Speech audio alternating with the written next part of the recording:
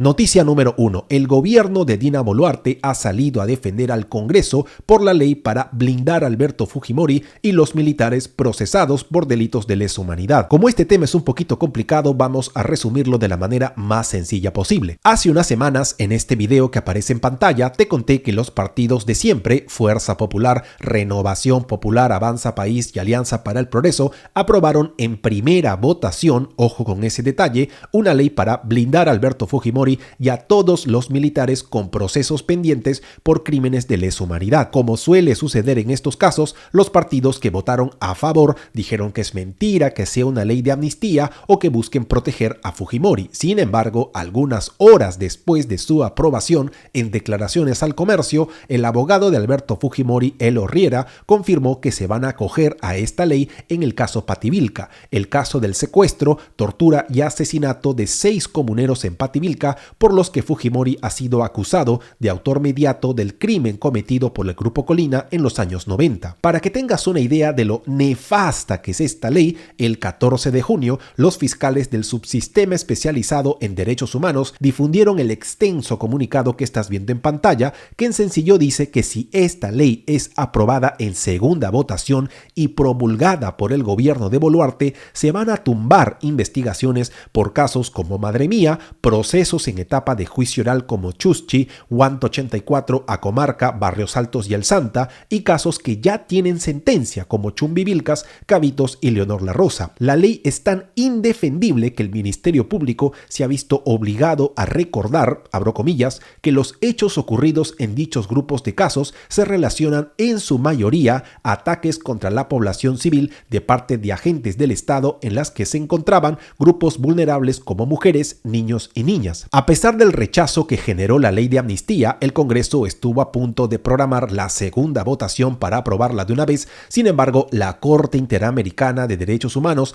le dijo al Estado peruano que habían recibido un pedido de los familiares de las víctimas de Barrios Altos y La Cantuta para suspender la aprobación de la ley, por lo que tenían que dar explicaciones al respecto. Como vimos en su momento, el gobierno de Boluarte envió a 2 abogados que defendieron a capa y espada al Congreso. Sin embargo, su defensa fue tan mala que una jueza internacional se vio obligada a preguntarles si habían leído los expedientes de los casos que la ley amnistía se va a tumbar. Por si acaso, a pesar de todo lo que acabas de escuchar, los partidos que promueven la ley de amnistía, empezando por los autores, el congresista Fernando Rospigliosi de Fuerza Popular y José Cueto de Renovación Popular, insistieron con la aprobación de la ley, pero se acabó la legislatura y ya no hubo tiempo para hacerlo. ¿Por qué estamos recordando todo esto? Lo que pasa es que el martes 2 de julio, la Corte Interamericana de Derechos Humanos emitió una resolución que en sencillo le ordena al Estado peruano, es decir, al Congreso, al gobierno de Boluarte y al Poder Judicial,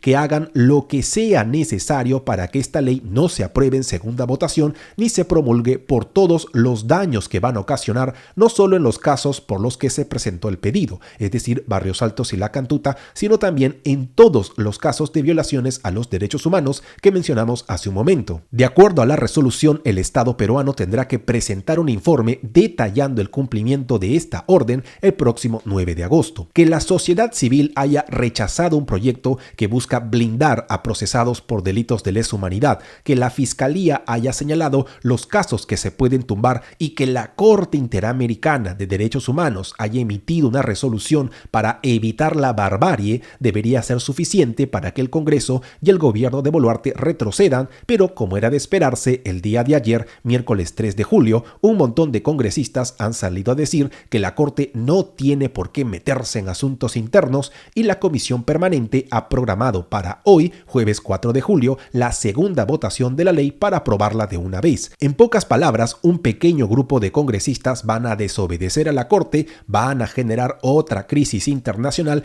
y todo por blindar a Alberto Fujimori y a los militares procesados por delitos de lesa humanidad. Si el Congreso hace de las suyas, el gobierno de Boluarte, como siempre, se va a hacer el desentendido y va a mirar a un costado, ¿verdad? Bueno, el día de ayer el premier Gustavo Adriansen ha dicho que está absolutamente indignado no por el Congreso, sino por la decisión de la Corte, que no es posible que hayan dictado una medida cautelar contra un proyecto de ley, que no pueden impedir que el Congreso ejerza sus funciones y que en las próximas horas el Congreso, el gobierno de Boluarte y el Poder Judicial se van a pronunciar en contra. ¿No me crees? Escúchalo tú mismo. Indignado,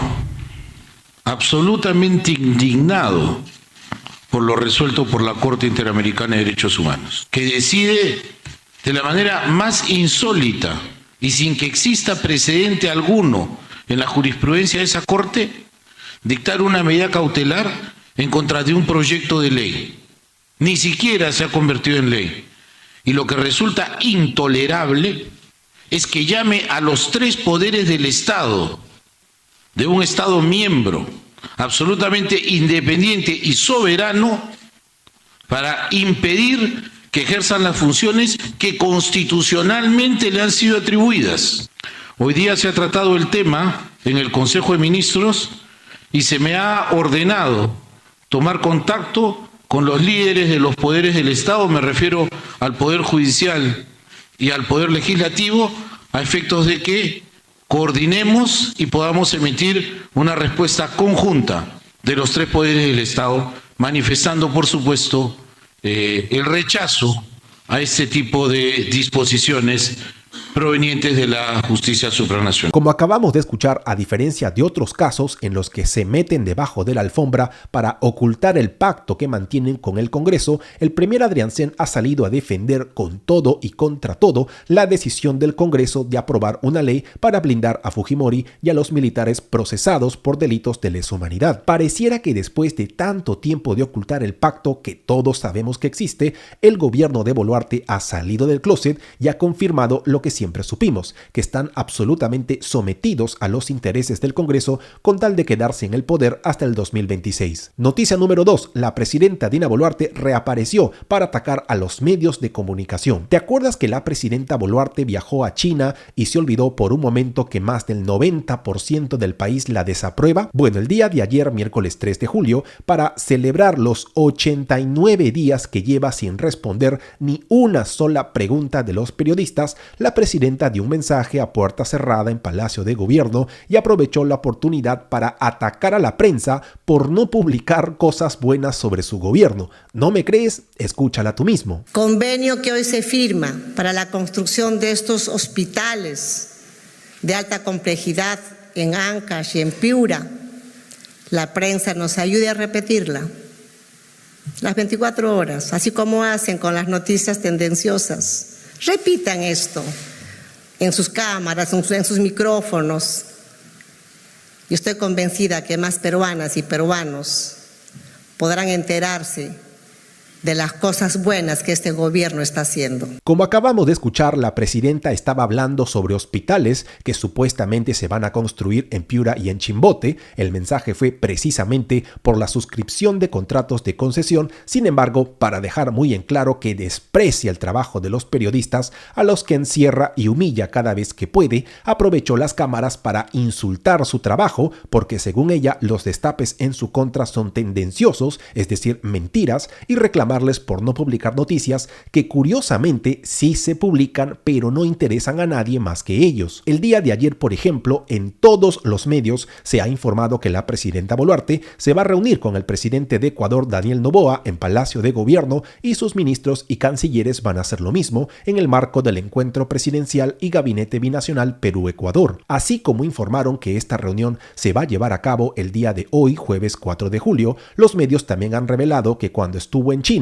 el ministro de Transportes, Raúl Pérez Reyes, se reunió con una empresa investigada por la Fiscalía en una carpeta que incluye al expresidente Pedro Castillo y al exministro de Transportes y prófugo de la Justicia, Juan Silva. Como señala el informe de Canal N que estás viendo en pantalla, el ministro, que debió ser censurado por lo que pasó en el aeropuerto Jorge Chávez, pero continúa en el cargo como si nada gracias al Congreso, se reunió con los representantes de China Civil Engineering Construction, empresa que está está impedida de contratar con el Estado y ha sido sancionada con casi 6 millones de soles por haber incumplido con un contrato. Finalmente, ¿recuerdas que hace unos días vimos que Dina se quería bajar a la DIVIAC porque le investigan no solo a ella, sino también a su hermano Nicanor Boluarte? Bueno, el día de ayer, en declaraciones a Exitosa, el comandante general de la policía, Víctor Sanabria, confirmó lo que advertimos hace unos días: la DIVIAC será incorporada a la DIRINCRI. En sencillo, esto quiere decir que la presidenta se ha salido con la suya, ya que la DIVIAC no va a desaparecer, pero